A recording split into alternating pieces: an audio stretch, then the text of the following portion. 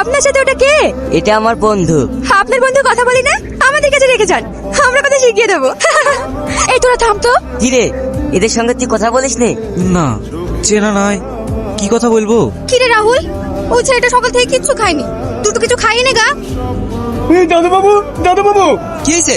বিয়ের গাড়ি আসার সময় রাস্তায় অ্যাক্সিডেন্ট করে বড় মারছে। তুই কি বলছিস? হ্যাঁ দাদু বাবু, আমি ঠিকই বলছি। তাহলে আমাদের রিনার কি হবে? ঠাকুর মশাই, এখন এর উপায় একটা আছে। কি? উপায় ঠাকুর মশাই? এই লগ্ন থাকতে থাকতে ওকে যদি কেউ বিয়ে করে তাহলে আর লগ্ন ভ্রষ্ট হবে না। এখন ছেলে আমি কোথায় পাবো?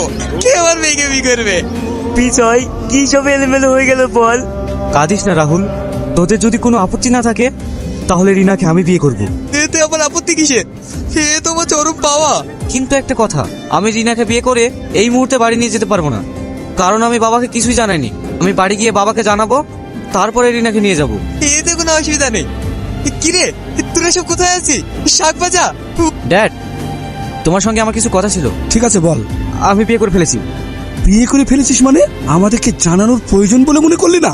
জানানোর উপায় ছিল না। এ বিয়ে আমি মানি না। যা রাখা ছিল নেই সেই ঘরে তুই বিয়ে করবি, তা আমাকে মেনে নিতে হবে। এই বাড়ি থেকে এক্ষুনি বেরিয়ে যা। এ তুমি কি বলছো? আমি ঠিকই বলছি। বাবা, সব মেয়েরা এক হয় না। ওই মেয়ের এই বাড়িতে কোনো জায়গা নেই। আমার স্ত্রীর যেখানে জায়গা নেই, সে বাড়িতে আমিও আর থাকবো না। তোমাকে আমি প্রমাণ করে দেখাবো রিনা আমাকে কতটা ভালোবাসে। বাবু দাঁড়া। কি গো, তোমার কেমন লাগছে কেন? না জানি বিয়ে করেছি বলে আমার বাবা তোমাকে মেনে নিচ্ছে না, তাই আমি বাড়ি থেকে রাগ করে চলে এসেছি। ওই বাড়িতে আমি আর কোনোদিন ফিরে যাব না। তুমি যদি না যাও তাহলে এখানেই থাকো। না, আমি শ্বশুরবাড়ি ঘর জামাই হয়ে থাকতে পারবো না। তাহলে তুমি এখন কোথায় যাবে? আমি একটা ঘর ভাড়া করে আসলাম, আপাতত আমরা ওখানেই থাকবো। তুমি তাড়াতাড়ি রেডি হয়ে নাও। কি গো, তোমাকে একটা শাড়ি আনতে বলেছিলাম যে। করে আনবো বলো? সামান্য বেতনের কাজ করি, ঘর ভাড়া, সংসার চালিয়ে মাস শেষে একটা টাকাও থাকে না। তুমি একটা অবধার্ত স্বামী, ওকে একটা শাড়ি কিনে দিতে পারবে না? তাহলে বিয়ে করেছিলে কেন? রিনা, তুমি বুঝতে পারছো না কেন? আমার কিচ্ছু বোঝার দরকার নাই। তুমি যে আমায় কত সুখে রাখবা সেটা আমার বোঝা হয়ে গেছি। কাপুরুষ কোথাকার। শাড়িটা আপনার খুব পছন্দ তাই না? নিয়ে নিন, আপনাকে খুব মানাবে। কি করে নেব? অনেক দাম। হ্যাঁ, এত দাম? এই তো মাত্র 9,999 টাকা। এত টাকা আমার কাছে নেই। এই গিফট আপনার জন্য। মানে? কেন, আমি বুঝে দিতে পারি না? এখন না, বাড়িতে গিয়ে খুলবেন। ঠিক আছে।